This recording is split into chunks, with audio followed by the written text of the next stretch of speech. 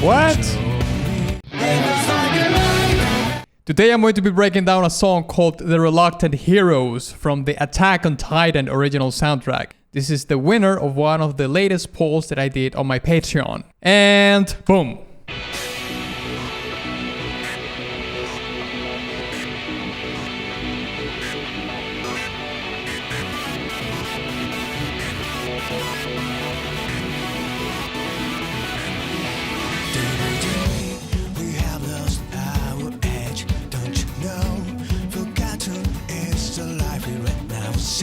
I was not expecting this to have lyrics.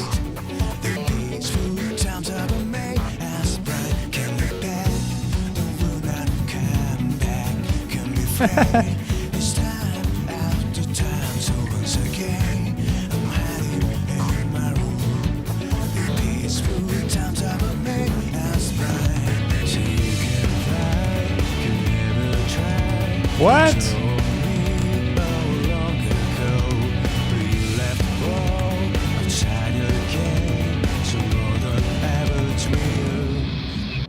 Like a nightmare and it's painful me, 'cause nobody wants to die too fast. Remember days. Oh, the drum, the mix in the drums, it's really good.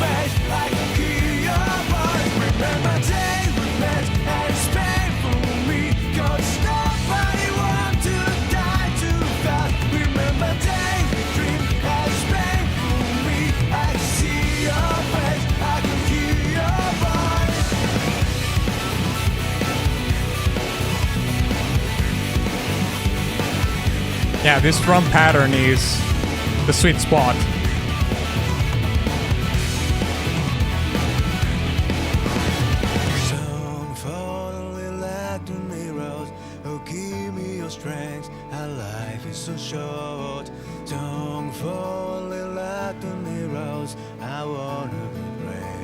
This reminds me so much of mid-2000s alternative rock or something.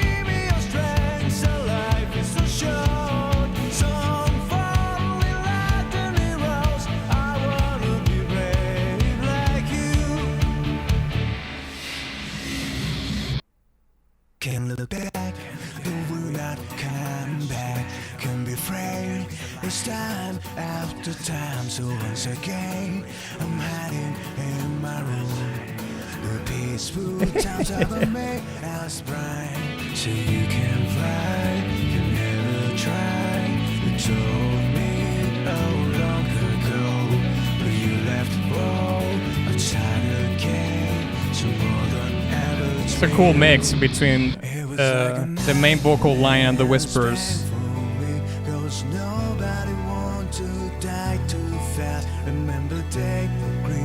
Yeah, this is so reminiscent of those very popular alternative rock singles from the 2000s to the mid-2000s, I would say. Maybe bleeding a little bit into the late 2000s.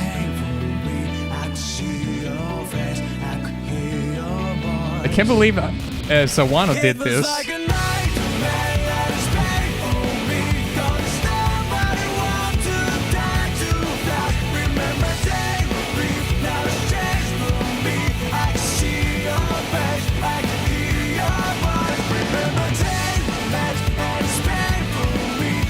Oh, that pattern with the ride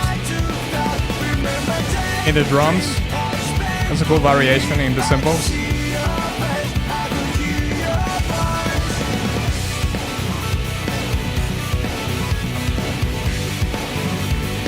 Listen to the cut, how that snare cuts through the mix.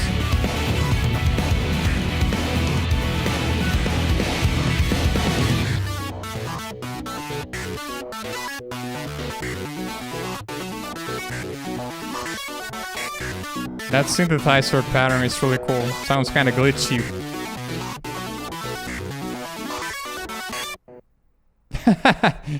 Yeah, well, that is an interesting resolution for sure.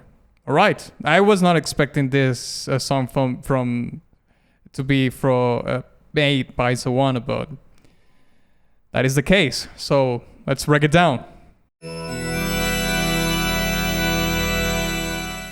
I am actually glad that I was able to react to this track because it's going to give me the opportunity to talk about very, very basic songwriting stuff that I think I've never talked about. And it's about the structure of this song, which is something that is very, very standard, not only in rock music, but in a lot of music that pertains to pop culture, you know, like rock music, pop music, hip hop, and whatnot. Now, these kind of songs, the structure of them are based on usually, most of the time, by 5 building blocks, which I would say are an intro, the verse, the pre-chorus, the chorus, a bridge, and I'm going to be breaking down in the order, by the way, that pertains to this song, okay? Let's start by talking about the intro, okay? This is the first building block of your song, in terms of songwriting, of course. Like the very name says, this is the introduction to your song. So in songwriting, from the songwriting perspective, what you want to create ideally is interest or hook the listener from the very get-go, of course. Now, there are many different ways that you can create that interest or that curiosity in the listener to, you know, invest himself or herself into the song. And one of them is creating familiarity of from the beginning into of something that is going to happen afterwards in the track. So as you can hear in this particular track, this is what is actually happening, because you can hear that the electric guitar riff that we hear is actually contained in the chorus of the song, which is basically your climax, the climax of a song, the hook. This is the part that is the catchiest part of the song is going to be your chorus.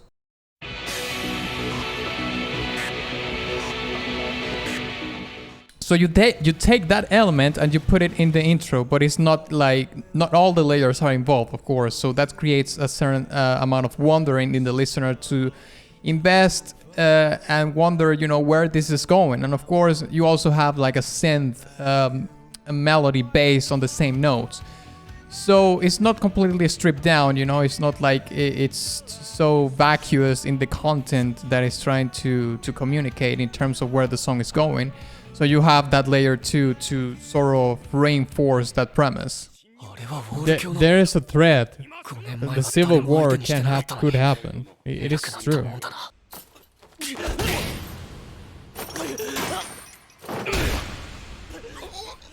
Now, building block number 2 will be the verse. At least in this particular track, the verse is creating a lot of balance in the whole song, because you can hear that we have an acoustic guitar and you only have like the drum kit is barely invested. It's only doing accents in the bars with the kick. So it's very stripped down, and there is a reason for that also, aside from the fact that it's trying to create balance for the chorus to shine and whatnot. And it is because the song relinquishes a lot of layers for the voice to tell the story. This is a main part of the song where the voice is going to start telling the story of what the song is all about. And of course, for that, the voice needs space in the spectrum, you know. It needs the space and the attention of the listener to be able to, you know, pay attention to what the song is about.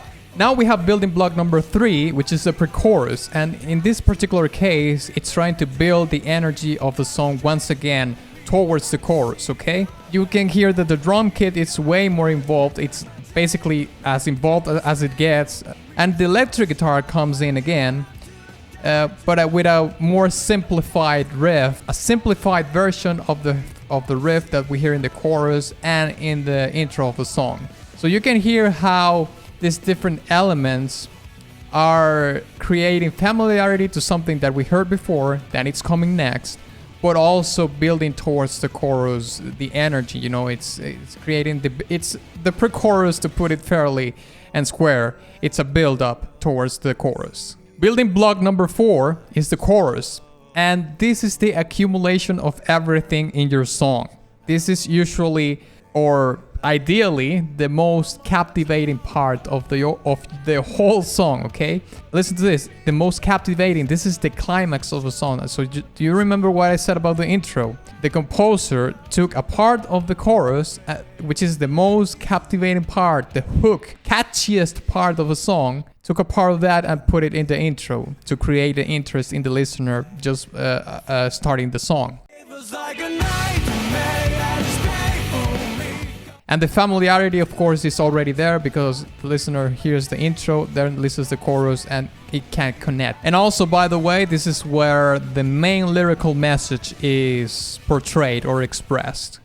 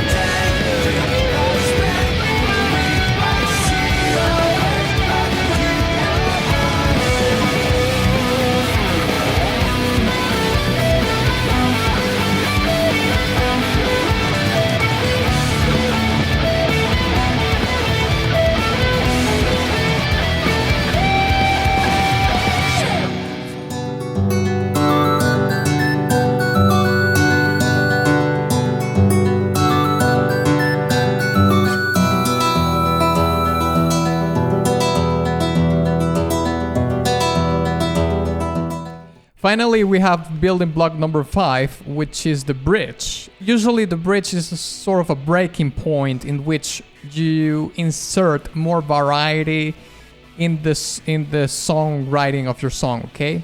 It achieves many different things, okay? The first one is to prevent so much of the like the repetition of the song, because some songs actually do without the bridge. They are like intro, verse, chorus, and an outro or something like that, or even verse, chorus, and that's it, you know?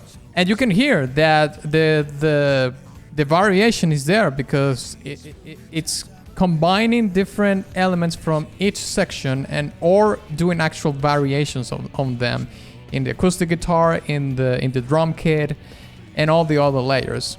And it's a very long bridge, by the way, and that connects then with the chorus to end the song. Now let's talk about the lyrics, all right? I think the Reluctant Heroes, in terms of the lyrics, it's talking about something that you can very much see from the very first season of the anime, which is the one that I'm currently watching. Because, for example, there's a line here that says, the peaceful times have made us blind. I've been saying this in my commentary on Patreon, in which I said that humanity grew too complacent within the walls, and they just didn't care too much about living within the walls because they felt safe. Now, the title of the track, it's kind of a tricky one, isn't it? Because it's talking about the reluctant heroes, which, I mean, this could be a lost in translation kind of thing from Japanese to English, although the song is in English, though, I will say. But reluctancy is, you know, somebody hesitant, you know, or unwilling to do something. So unwilling heroes, and actually in terms of how it is told in the lyrics, I think it pertains to that awakening in a sense in which people had to rise to the occasion even though they didn't want to do it, you know what I mean? Because at the end of the day, yes, humanity is at the brink of extinction, and that complacency that people had through 100 years being safeguarded by the walls was completely shattered in one day. That leads to a fair amount of introspection and reflection on what sort of accountability humanity has in that matter, you know? You know, the scout regiment were the only ones that probably you could say they were doing the deed willingly, but I think they were considered like a suicide squad, you know? The odds of you surviving an expedition of them outside of the walls was very thin. So I think I'm gonna give this track a C tier. Hey, if you enjoyed this video, check out this other Attack on Titan breakdown that I did. And if you would like to support my work further, you can check the support section in the description of this video, where you can find my Patreon and all the other links, alright? Thank you very much.